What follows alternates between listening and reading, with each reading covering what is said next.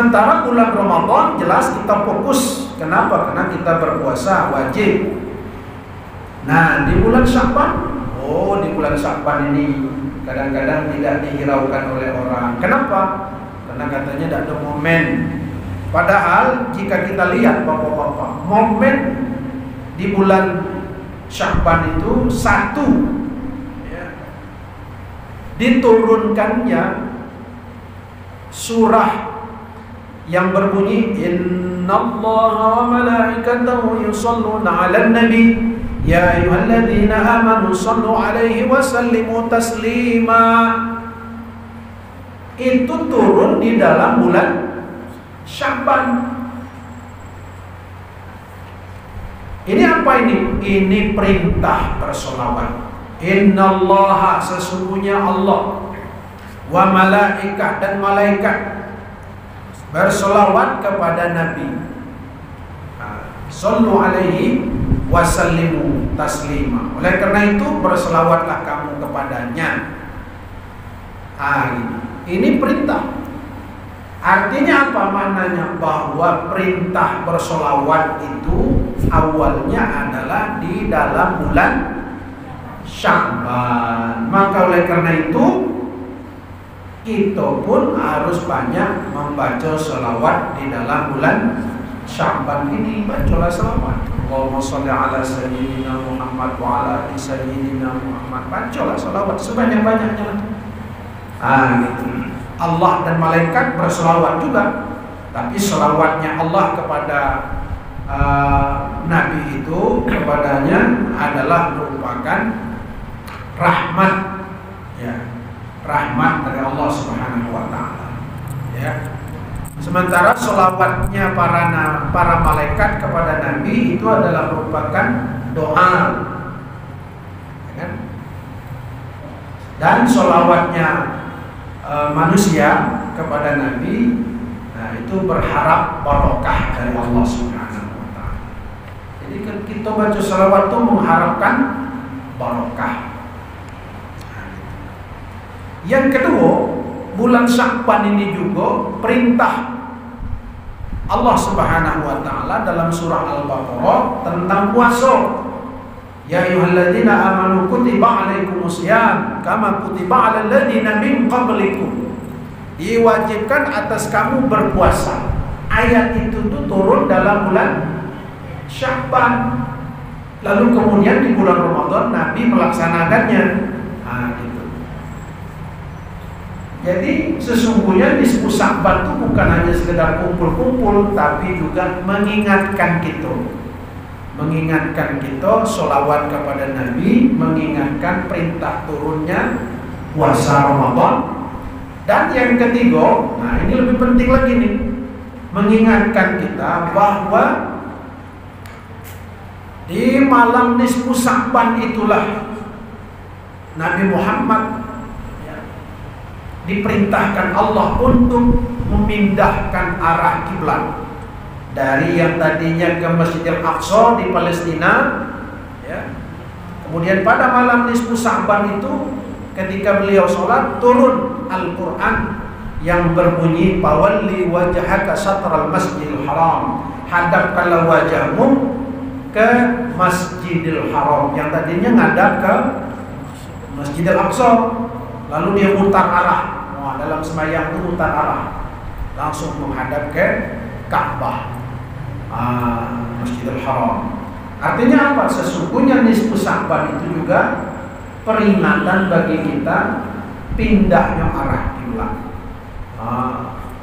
Ini bukan hanya hari raya bagi para malaikat saja, banyak lagi keutamaan yang lain. Kemudian aku tidak pernah melihat Rasulullah sallallahu alaihi wasallam menyempurnakan puasa sebulan sekali kecuali bulan Ramadan, dan aku pun tidak pernah melihat beliau dalam sebulan yang lebih banyak berpuasanya daripada bulan Sya'ban. Kalau sebulan full bulan Ramadan, tapi di bulan Sya'ban Rasulullah lebih banyak berpuasanya ketimbang bulan yang lain. Kata siapa? Kata Aisyah. Aisyah itu siapa? Aisyah itu istri Nabi. Gitu. Istri Nabi. Nah, di sini disebutkan, dikatakan bahwa sesungguhnya malaikat-malaikat di langit memiliki 2 bulan, 2 buah malam hari raya. Malaikat-malaikat di langit memiliki 2 hari raya. Sebagaimana orang-orang Islam di bumi juga memiliki 2 malam hari raya. Lalu hari raya malaikat adalah malam Baro'ah. Malam Baro'ah. Malam Baro'ah itu adalah malam nisfu Sya'ban. Baro'ah itu malam pengampunan. Ya. Dan yang kedua malam Lailatul Qadar. Sedangkan hari raya bagi orang mukmin adalah hari raya Idul Fitri dan Idul Adha. Oleh karena itu malam nisfu Sya'ban disebut malam hari raya para malaikat. Kemudian disebutkan juga oleh As-Subki, sesungguhnya malam nisfu Sya'ban bisa menutup dosa-dosa kita. Sedangkan malam Jumat bisa menutup dosa-dosa seminggu. Dan Lailatul Qadar dapat menutup dosa seumur hidup. Nah, umur hidup itu paling-paling 65 ada. Nah, Lailatul Qadar 80 tahun. Nah, Bapak-bapak hadirin sekalian yang dirahmati Allah, ada lagi disebutkan sesungguhnya Allah menampakkan kepada hamba-hambanya pada malam setengah dari Sya'ban, lalu mengampuni kepada penghuni bumi kecuali orang laki-laki, yaitu orang yang musyrik dan yang pendendam. Orang pendendam tidak dapat ampunan Allah Subhanahu wa taala. Rasulullah pernah mengutusku ke rumah Aisyah untuk sebuah keperluan. Aku berkata kepada Aisyah, cepatlah, karena aku telah meninggalkan Rasulullah sedang beliau menceritakan pada mereka tentang malam nisfu Sya'ban. Gitu.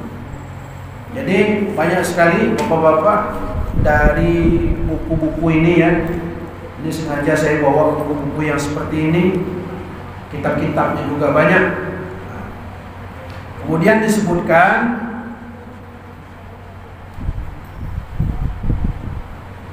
pada malam nisfu Sya'ban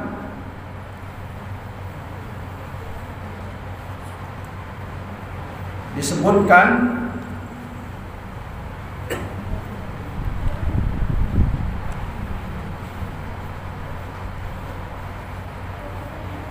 jadi Aisyah mencari Rasulullah sallallahu alaihi wasallam pada malam nisfu Sya'ban itu. Rupanya Rasulullah bangun tengah malam, lalu Aisyah menemui Rasulullah sallallahu alaihi wasallam berada di satu tempat. Lalu Rasulullah sallallahu alaihi wasallam berkata kepada Aisyah, "Ya Humairah, wahai pipi yang kemerah-merahan." Ini Aisyah ya, yang kemerah-merahan. "Bukankah kamu mengetahui bahwa sesungguhnya malam hari ini adalah malam nisfu Sya'ban? Sesungguhnya Allah Azza wa Jalla pada malam nisfu Sya'ban membebaskan orang-orang dari neraka sebanyak bilangan kambing suku Qalbin." Jadi malam nisfu Sya'ban itu Allah mengampuni dosa orang-orang sebanyak suku Qalbin. Ada satu suku yang melihara kambing. Kambing itu punya bulu, sebanyak bulunya itu. Kecuali 6 golongan. 6 golongan ini tidak diampuni Allah. Pertama, peminum arak. Orang minum arak mabuk, bagaimana nak minta ampun? Yang kedua, orang yang berani kepada kedua orang tuanya, artinya orang yang durhaka kepada orang tuanya, baik anak maupun orang tua. Ada juga orang tua durhaka dengan orang tua. Hari baik, bulan baik, dan datang-datang nengok maknya, nengok ayahnya. Apakah ayah maknya itu kehabisan beras apa-apa, ada tengok-tengoknya, ada balik. Ya. Sama dengan Bang Tayyib pula, 3 tahun ada balik-balik. Tengok iya hari baik, bulan baik, ya. Nah ini. Kemudian peminum arak dan orang yang durhaka kepada orang tua. Kemudian lagi orang yang melangsungkan zina, berarti para penzina. Nah, ini macam mana dia nak minta ampun di malam nisfu Sya'ban? Yang sedang berzina. Kemudian berikutnya orang yang memutuskan hubungan famili. Nah, tadi yang bebala tadi, yang bertengkar tadi ya, tak ada minta maaf. Makanya kita para penceramah menyebut, minta maaflah. Jangan nunggu lebaran ni minta maaf. Ini malam nisfu Sya'ban, kita saling bermaaf-maafan, berjamaah itu.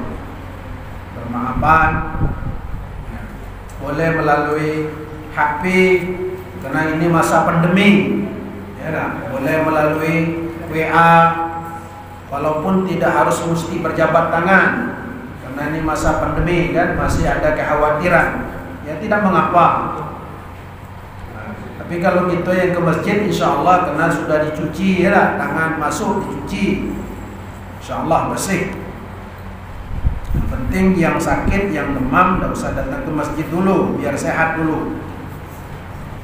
Kemudian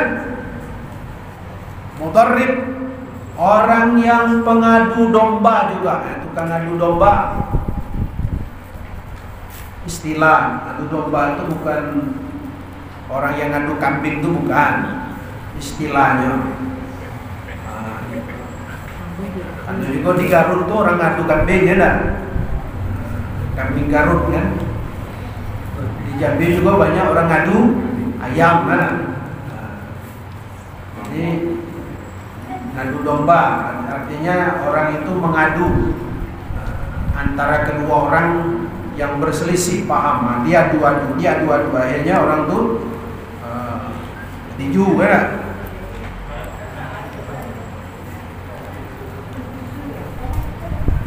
Dia juga disebut malam pembagian dan penentuan karena ada riwayat yang menyebutkan apabila datang malam nisfu Sya'ban, maka sesungguhnya seseorang hamba benar-benar sedang menanam tanaman, mengawini beberapa istri dan membangun bangunan, padahal namanya telah disalin dalam deretan orang-orang yang mati, dan tidaklah malaikat maut menunggu kecuali untuk diperintahkan pada hamba itu, lalu dia akan mencabut nyawanya.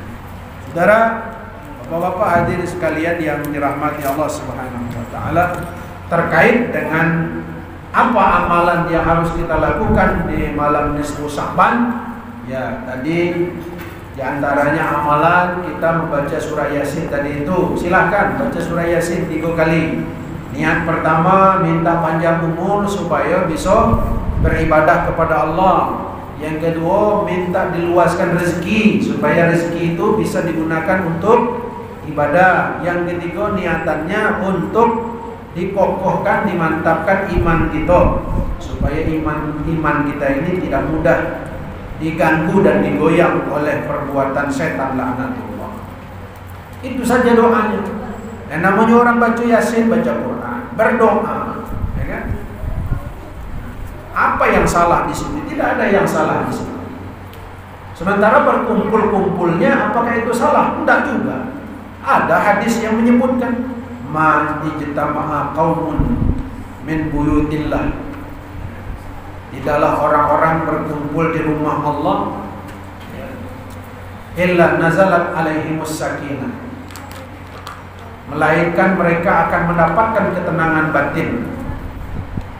Jadi orang yang berkumpul di rumah Allah, yatadarrasun al-Quran, mereka mentadarus Al-Quran, baca Yasin, baca surah Rahman, baca surah Al-Fatihah, Allah akan berikan ketenangan batin baginya. Hadis sahih. Jadi kita ngumpul-ngumpul Yasin dikatakan bid'ah itu. Ya, sudahlah. Yang penting bagi kita, keinginan kita jangan mengusik, itu saja. Jangan mengusik, jangan menghina, jangan mencaci maki. Berbeda boleh, berbeda. Dia tidak mau Yasinan, tidak mau ikut, sudah. Tapi jangan menghina. saling menghormati. Nah, kita bisa hidup berdampingan sesama Islam. Kalau tidak perang gitu, ada. Gitu. Kenapa? Karena kita juga punya guru, punya dalil, Quran yang sama, hadis yang sama. Karena pemahaman berbeda, pastilah berbeda. Tuh, silakan baca Quran malam hari, hidupkan malam, sholat, silakan. Kemudian siang hari, sumu naharoha, berpuasalah kamu di siang harinya, berpuasa. Tuh, kita puasa. Enak, puasa Sya'ban. Apa niatnya? Nawaitu sauma ghadin an adai syahri Sya'ban lillahi ta'ala. Sengaja aku puasa esok hari sunnah Sya'ban lillahi ta'ala. Nah, itu kira-kira bapak-bapak, ibu-ibu hadirin sekalian, untuk fadilah dan keutamaan daripada Sya'ban. Dan Syekh Ibnu Hajar Al-Haytami menyebutkan al-hasil wal hasil fi lailatin nisfi Sya'ban, pada malam nisfu Sya'ban itu fadlah, ternyata banyak keutamaannya. Di antaranya liyaghfirullahu li jami', semua Allah mengampuni semua, kecuali tadi itu orang musyrik dan orang yang masih bebala, masih dapat teguran. Itu tidak bisa. Oleh karena itu, ya sebelum tegurlah. Kalau dengan istri ribut, baliknya tegurlah. Dek, malam besok malam nisfu Sya'ban, kita gencatan senjata. Kita saling akur dulu. Ya, kenapa? Kata Ustaz, kalau kita malam nisfu Sya'ban itu kalau tidak minta ampun, kita saling maaf. Dosa kita tidak diampuni Tuhan, dan amalan kita tidak diterima Tuhan. Maka oleh karena itu malam ini kita gencatan senjata, kita damai. Ayo bang, kalau jam itu kita damai, ya.